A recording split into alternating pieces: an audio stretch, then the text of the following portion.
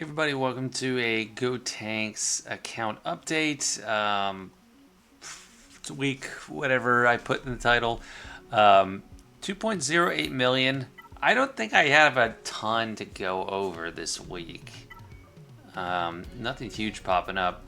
I am still, doing really well in Fleet. Squad Arena, putting in minimal effort and getting good results. We do have a 7-star profundity in the chart. I'm not going to be able to fight it today. But yeah, this guy, Whiskey Jack, like, profundity is definitely taking over. This is so weird because I did not expect the fleet shard to be like this. I mean, I didn't expect it to be flooded with negotiators that everyone got for free. Or 50 bucks or whatever it was.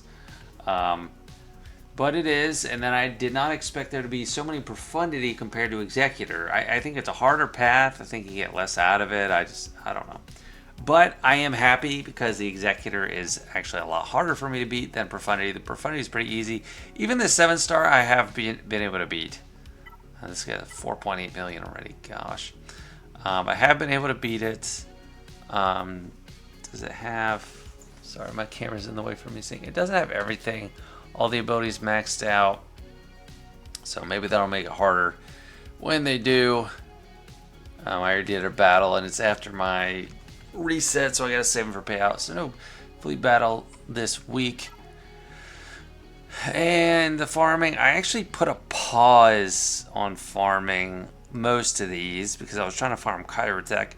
I still hit while I was farming Kyrotech Range Trooper, Bastila, Nihilist because I need them for assault battles.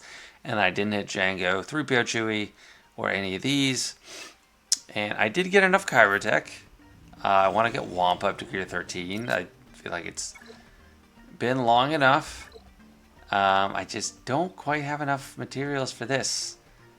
And I'm just like tempted to buy this to have it in the video, but I think that's a bad use of resources. I just need to wait till I can buy shipments. So it didn't line up well with the week update. I feel like it's been forever since I added a relic. How many relics do I have? I have 5. Like it's been over a month. I don't know when the last time I relic someone was. But it's literally just because of Kyrotech. Kyrotech drives everything. And pretty much everyone knows that by now. Also use Kyrotech to finish him. But that's what I was using my Kyrotech on for a while. I was using on Wrecker and Hunter. And I gave one to Piat. I gave one to Mar Jade. You can't do everything at once. You can't progress to Gear 13 and be gearing up newer characters that require Kyrotech. You just can't do everything. I don't think I had Luke's Zeta last week, so I have been upgrading him. I got It Binds All Things, just gives turn meter, and he's at gear 11 now, which is awesome. We got decent protection now. That's one of the biggest benefits of increasing gear levels is because you get more protection. And I have him modded with a little bit of stuff. I'm looking forward to the CLS team helping me out in Conquest a lot. But you pretty much need the Amplify Agony, Volatile Accelerator, but once you do have that, it's awesome because Han goes, and Ruthless Swiftness too, so you can get a Terminator train. So Han goes first, shoots them, you pretty much wipe someone out with Chewie and 3PO and Chewie assisting, and then yeah, you can get a Terminator train going. I don't have C3PO unfortunately, and that is a big help, but hopefully I can make it work anyway. They're all at gear 10 now, and I have R2 at gear 10, so he can tag along. I don't have a Zeta or anything. I'm getting close to another Zeta.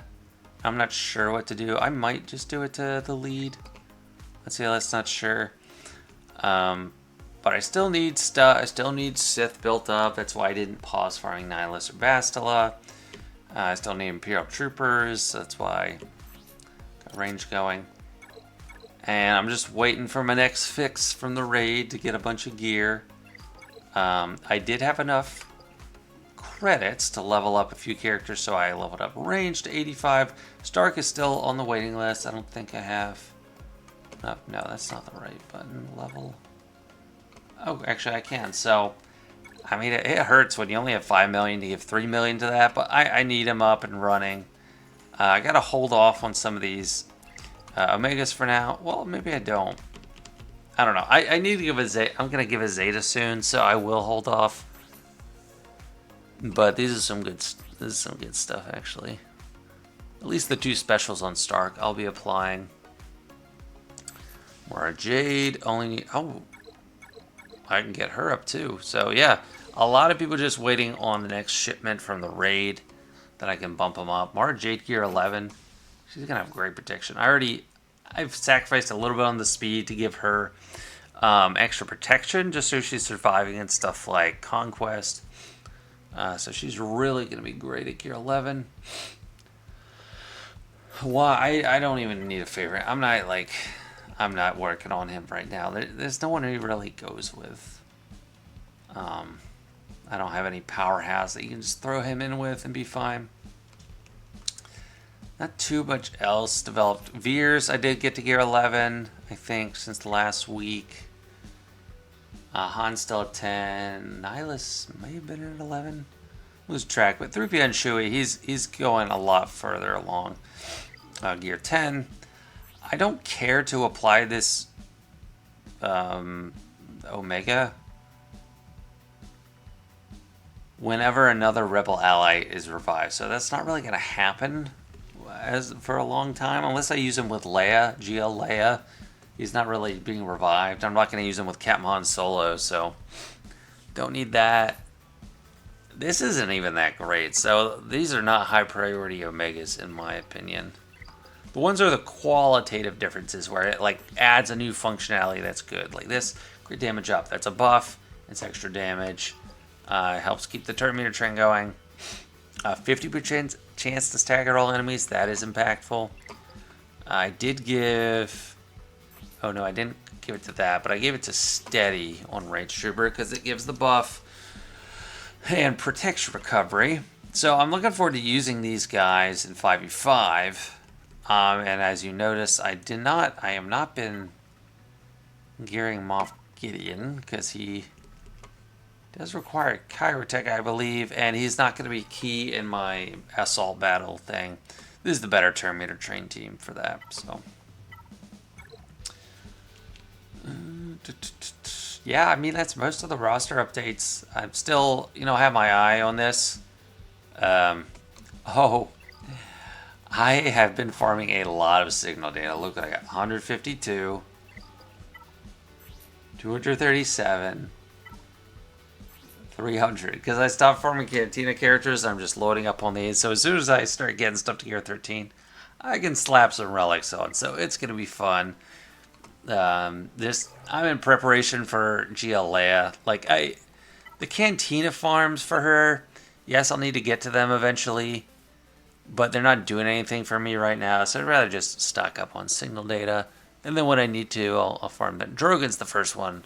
He's the most useful too. HK, yeah, probably gotta hear him. I need to start working on Darth Revan journey guide soon. So I should be able to unlock him. Once Basil is at 7 stars, that shouldn't be too long. So yeah.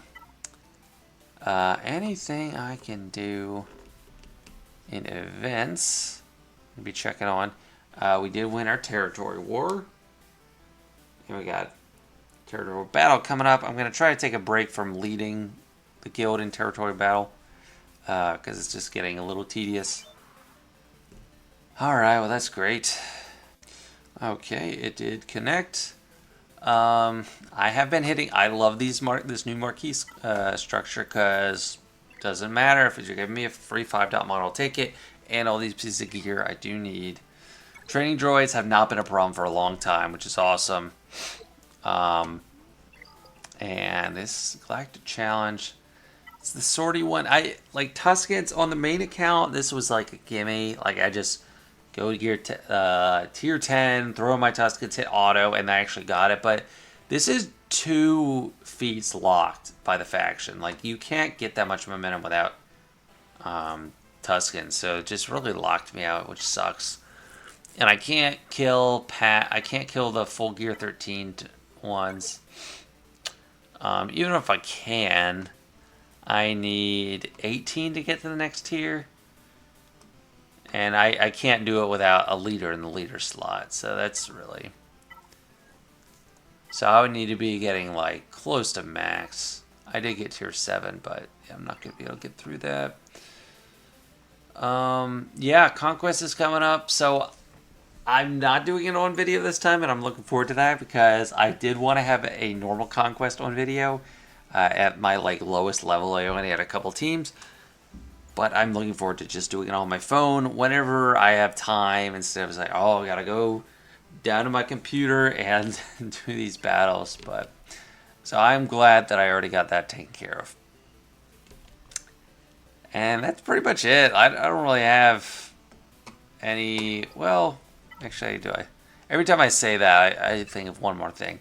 So I completely maxed out the Y-Wing. So there's no more upgrades I can do to it. In the end, it has 88,000 health, 70,000 protection, 174 speed. So that is very satisfying. This fleet is pretty much good to go. Oh, and also, there. Pretty much have all the abilities until I get tech to gear 11. Then I can do irresistible ability block. Those aren't too impactful. But that opens up those mats to be used on my Empire fleet, which is starting to look more and more like a real fleet as we go along. In GAC, I can set TIE Advanced, TIE Fighter, and Houndstooth in the starting lineup, have the TIE Bomber reinforcing, and TIE Defender as well. TIE Defender is still pretty weak because my Iden is weak. But eventually... Dang, Kyrotech. So, okay, I hate a Kyrotech gate at Gear 8. That's the worst.